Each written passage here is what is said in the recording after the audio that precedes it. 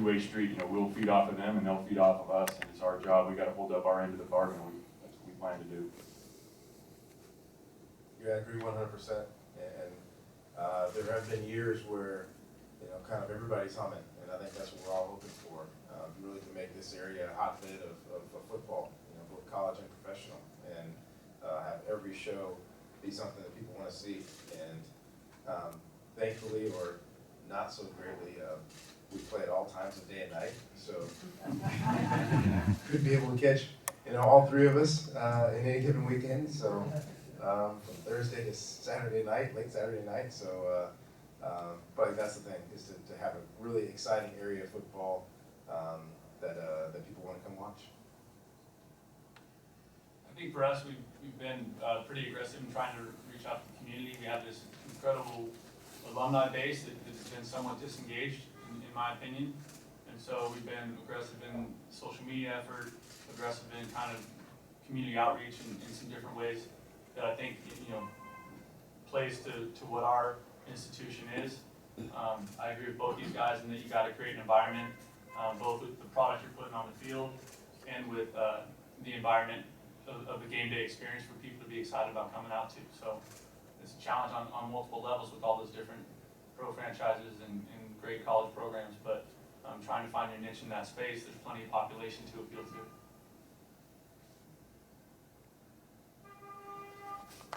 Not everybody wants. Not everybody wants.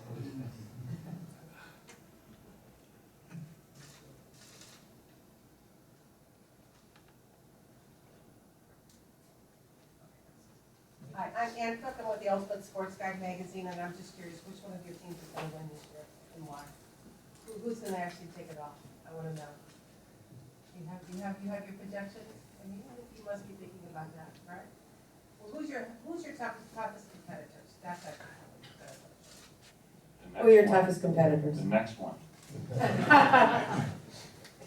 Simple question. Yeah, we get that question, and particularly with our conference, I know Brent feels the same, is there's an outside view that you have one rival, right? It's the Cal and Stanford rival. And you look at the roster, and everybody's a rival to a certain degree. I think every game has its unique back and forth. Every game has its history. And you focus on the next one and put all your eggs in that basket for that week. But then the next week, you can't drop off because you have, well, they're not a rival, but doggone it, they beat us last year. We want to make sure we get back to them. And yeah, so I think it's a week by week rivalry, but I think it's also really exciting about, in particular, the changes that have gone on in Brent's conference. I think it's kind of been better the last couple of years to play the kind of the same teams, and now you go into town and yeah, you've been there a couple times, and they remember last year, and you remember the 2 years ago. So I mean, they're budding rivalries at all times. Jesus? Guillermo Bay Area Deportes, David, you're taking to Australia. How is the team right now? Where do you want to be at in a couple of weeks? Yeah, questions about Australia, and talked to a lot of people at Cal from what they did last year. Matt Doyle's been instrumental in really putting together the plan. Really, we want to make sure we get as much done as we can before we jump on the airplane. But at the same time, we didn't want to start too early. We don't want to wear the guys out necessarily. But the thing is, training camp's still got to be training camp. So there's a lot of things we have to find out. There's a lot of questions, and as much anticipation as I start every year with, I have just as many questions that I want to get answered. And that's not a negative thing for me. For me, that's refreshing because it's one thing to have an idea. I got to see things. I got to see it. I'm hoping X linebacker is ready. Well, I'm not good on hope. I want to see it. How's he done? I want to see some of these young guys. Are they ready to play? Are they not ready to play? If they are ready to play, what's their role going to be? So for me, training camp is great, but I want to answer a bunch of those questions before we ever get on the plane. Because once we get on the plane to Australia, when we get there, we're going to treat it kind of like a bowl game. We're going to have a couple of days. We're going to do a lot of things, engage with the community there, see some unbelievable sights, and have our guys experience that before we buckle down and get ready to play a football game. But when we buckle down and get ready to play a football game, a lot of those questions need to be answered so that we can just go out there, practice quick and short on the field, and get ready to go play.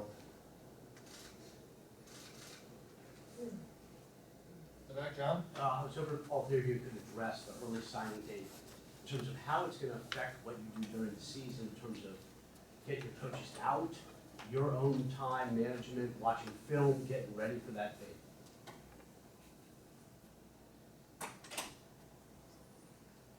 I'll take it. Sorry, Brian. It's easier for me, I think, because I think that the time, I was hoping for a June signing date, because that was on the docket with the NCAA, because that would let certain schools, it would take a bunch of players off the board. And I think these guys would both agree, one of the challenges you have in recruiting is that sometimes you spend all your time and effort recruiting a kid, and you think you're in it, and then on signing day, he goes somewhere else, and you're kind of left holding the bag, so to speak. So the signing date, for us, I don't know how much it'll change. You're still gonna have the same amount of fall evaluation days. That's not changing. It's not like the NCAA gave you an extra 50 days to be out. So you're gonna have to be creative on where you go and how you spend your time.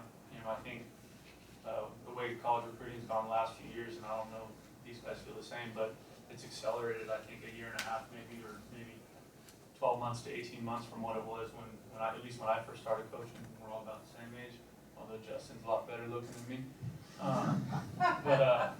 I think that's what's made it interesting is that these kids are committing so much earlier, right? Lots of the time, it might be trickier at Stanford with your admissions process or some of that stuff, but for us, we welcome that early signing date. We want that thing to be done. We want to know who's off the board, and I think the thing that might make it complicated would be are there going to be kids that put all the hats up there and get all the media there and then say, thanks for coming, I'm not going to decide till February 4th, and they pump fake everybody. So that would be interesting.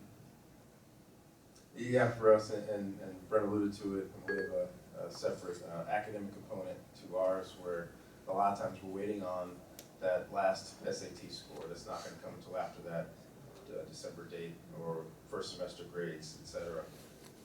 So for us, I understand the desire for it, both on the recruit side and his family, the guys that are done with their process and want to finish it. I understand the coach's side of it for some guys that they want to be done as early as possible for half of their class, at least if they can. Some guys have already talked about trying to get their entire class signed by December. For us, I get anxious about forgetting that these guys are really, really young, and it's not going to change the fact that, and Brent alluded to it, these guys could still change their minds. There's still that possibility that a guy decides to sign to play for whomever, and the defense coordinator gets a head job someplace else, and they talk about changing the defense.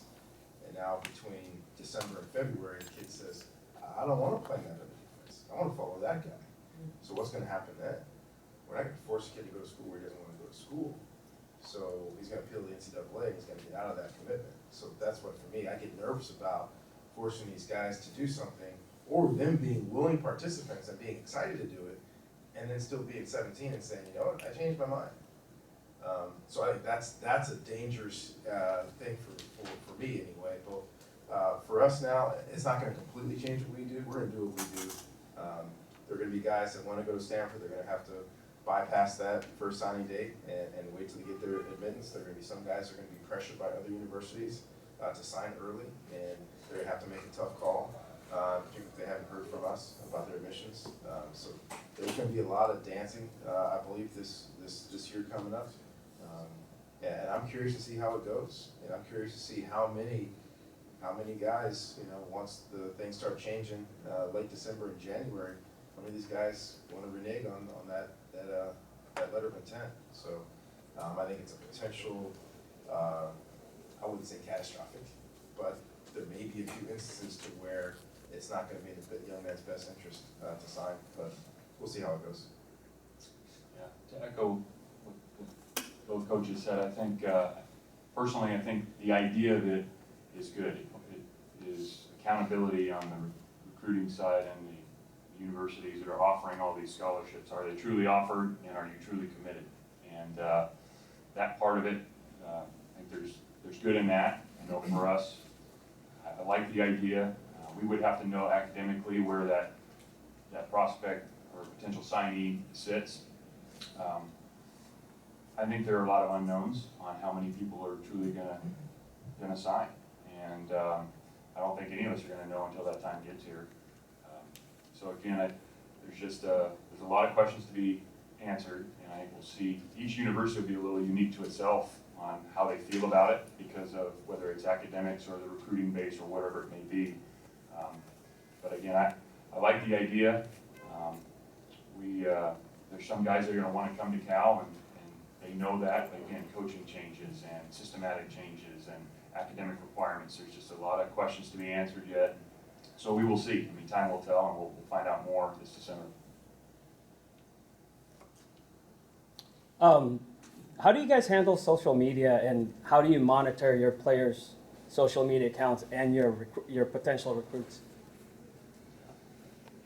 We spend a lot of time, especially in recruiting. I mean, it's another way, it's another avenue to gather information on these guys, and it's such a big part of their lives and a lot of our lives as coaches and as it relates to recruiting and our own team. And we have obviously people in our building that are constantly, talking to our players, and we talk a lot about social media and the good things that you can use social media for, and the things you got to be very cognizant of. And I think when it comes to recruiting, it's truly finding out who these guys are, because sometimes what they say and then what they type, text, chat, Instagram, I don't know them all. Snapchat, the whole, I don't have any of them, but I gotta learn a little more, but we mind that. And you find out a lot about people on social media. Yeah, continual education for the guys, and they don't understand because they got into it so early. They don't understand how powerful that thing is. They don't understand what they can do with those, both in a positive way and a negative way, as Justin said. So for us, it's just continual education, and part of the education is when someone else really screws up, putting it back in front of them and showing them mistakes that other people make, so hopefully they don't make the same ones. And this training camp, we're actually going to spend some time with our guys and kind of deep dive a little bit, bring some people in to educate them on what is out there. Sometimes you think you delete something, you don't, and some things you don't understand are still attached to your name. So try to teach our guys how to really use social media for the most positive way possible. Yeah, it's the same for us, just the education process. We tell our guys, if you wouldn't want your grandmother to read it, don't tweet it. Just to give them a baseline. But I agree with both coaches, trying to educate them as much as we can with both the good and the downfalls of social media, and then also as it pertains to their future and the way future employers might go back through, years and years of social media posts when they were young. And I think I'm happy they didn't have social media when I was in college. I think about it. All right, any final questions? Jesus? We had media days for both conferences just recently. I think you were picked to be first. Where are you at with building morale or going into this training for the season? Well, we were picked to be first last year. That didn't work out for us, so I welcome the being picked someplace else. I think our guys too, they realize that this is what the media has to do. You have to pick somebody, but then once the game started, all that stuff goes away. It really doesn't matter. You have to earn everything that you get, and we all have difficult roads ahead of us. But the bottom line is the game is decided on Saturday, and not decided a month before Saturday. I would agree. I mean, preseason rankings are really for the fans and you all to talk about, and we just really don't spend much time. If guys need that or want that to motivate them, great, but we really don't spend time talking about it ever. We'd be much more into postseason rankings. That's, I think, all of us, that's what we're concerned with, and so, but we realize it's an important part of the college football landscape in the media and the fans, so I understand. I don't have much else to add. I try to focus on week one. I have one last question over there on the left. Go ahead. Coach, already volunteered this week, postgrad this week. Coach, the practice is coming up in a few hours. Pads are on, fixing on field. How do you feel? Your first year here. What does it mean today, moving forward? I think just exciting to get started. The last 7 months, or probably the way these guys felt when, you know, David's been a head coach for a while now, but Justin just got it. It's an incredible, exciting thing, you know, personally. But then it's also exciting to see how it's impacting our players. You know, our team meeting last night had incredible energy. The guys were just fired up. And it wasn't really a fun meeting. It was compliant. And so just seeing the excitement that's building with the kids and the anticipation of getting to go to work and seeing kind of the fruits of all the hard work of, you know, the last 6-7 months with the team. All right, we're gonna bring the players in through to go to the locker room now, and